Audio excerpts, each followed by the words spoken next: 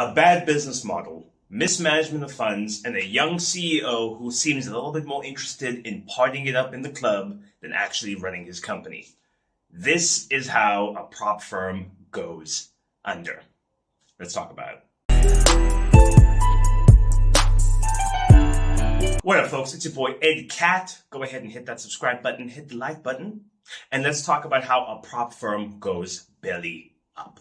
So unless you've been under a rock somewhere, you must have heard that the funded trader and skilled funded trader have recently gone under.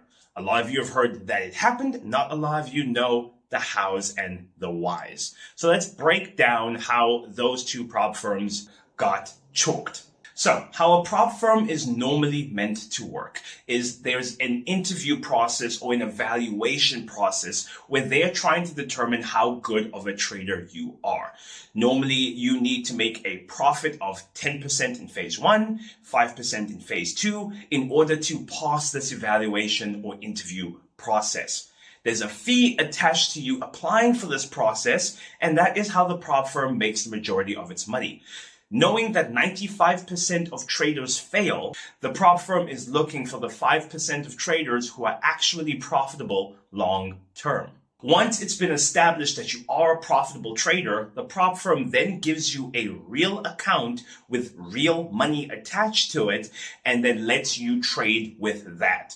The prop firm manages those accounts, so they don't give you access to the full amount.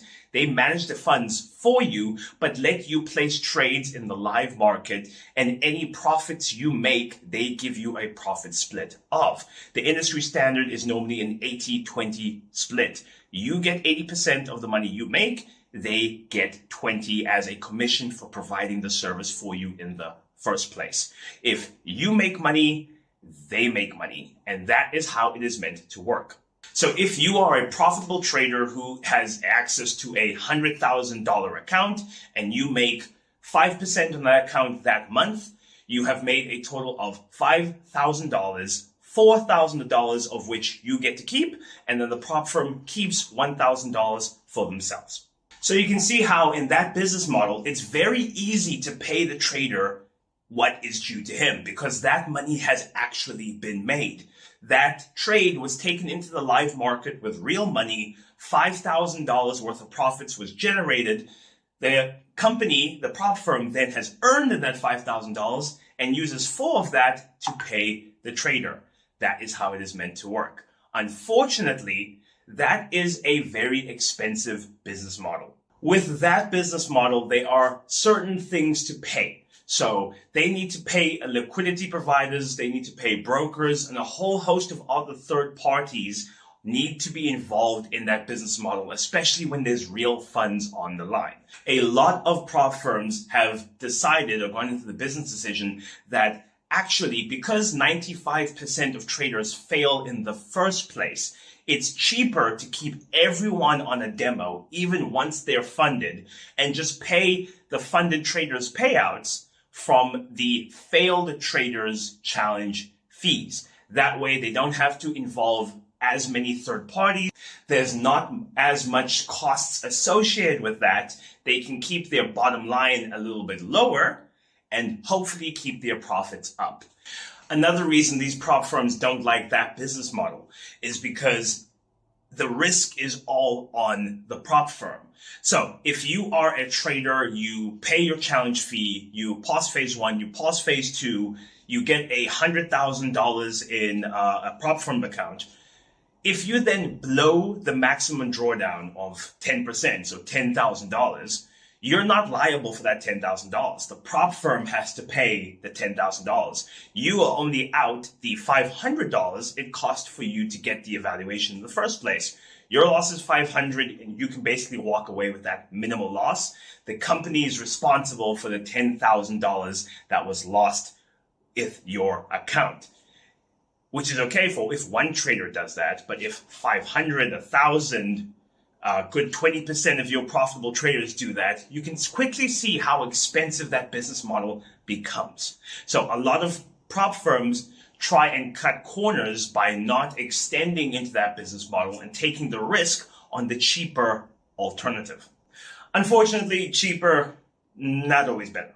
The reason why that business model tends to fail is when a trader, a profitable trader, makes $5,000, he hasn't actually made a real $5,000. That trade was never taken to the live market. So his $4,000 split has to come from the business's own pocket.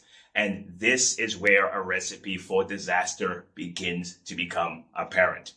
So let's look at what happened to the funded trader and the skilled funded trader.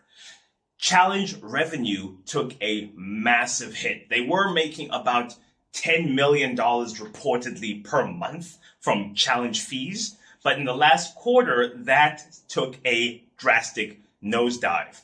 MetaQuotes pulled out. They needed to migrate to DXTrade and later CTrader. That migration process was not handled very well whatsoever. There were a lot of delays. There were a lot of technical issues. The communication wasn't great. People lost trust in the prop firms. Challenge fees start to dip, but your profitable funded traders are still doing just as well. So your net expenses are the same. Net income has taken a massive dip. And that money the profitable traders was making wasn't actual real money being generated by the company. It was coming from those sales. So when sales take a nosedive, suddenly the funded trader and the skilled funded trader had a liquidity issue. Now you have this situation where because there isn't enough cash coming into the prop firm to pay out your profitable traders start to make a fuss about it. Where's my payout? You start denying payouts for really stupid reasons. That creates unease within the community.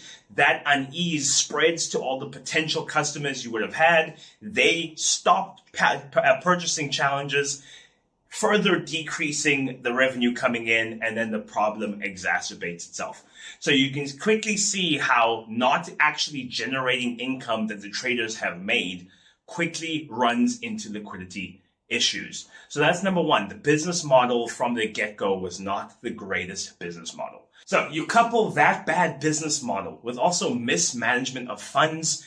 The funded trader could have survived that bad business model if they had enough cash reserves in order to survive periods of time, months in time where challenge purchases were a little bit slower, natural dips in consumer spending. If they had enough cash reserves to be able to survive those times, to be able to still pay traders out, they might have been able to steady the ship back.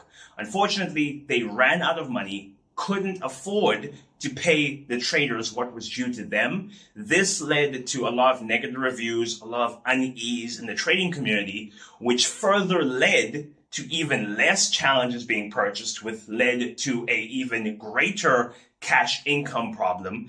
And you can quickly see how once the doom spiral started, it was very hard to stop. And you couple both of those with a young CEO who has a bit of a reputation of partying it up in the club, spending money like there's no tomorrow, you can quickly see how the funded trader was always sitting on the edge of a cliff, just waiting for the right set of circumstances to fall. And it took the skilled funded trader with it. Words of Wisdom put out a video explaining how the skilled funded trader was run on their side. It seemed like that communication was terrible. The organizational structure wasn't really good.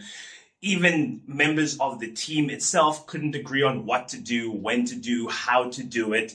So it was badly run from the inside out, from the business model to how it generated its cash flow, to how the different players within the prop firm worked with each other. It's actually a wonder it became as big and as successful as it did in the first place. So right now, given the rumors of it being completely bankrupt, belly up, is the TFT going to come back? Is the skilled funded trader going to come back? It is very unlikely. Stranger things have happened, but I would not bet my money on it. So if you had a payout pending, I think it's in your best interest to kiss that payout goodbye, cut your losses, move on.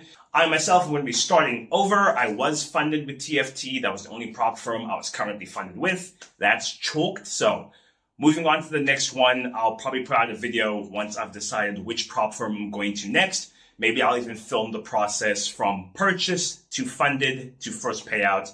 We might make it the whole series. But in the meantime, guys, hope you liked this video. Go ahead and hit that subscribe button, hit the like button, throw a comment of what types of videos you want to see next. And I will see you in the next one.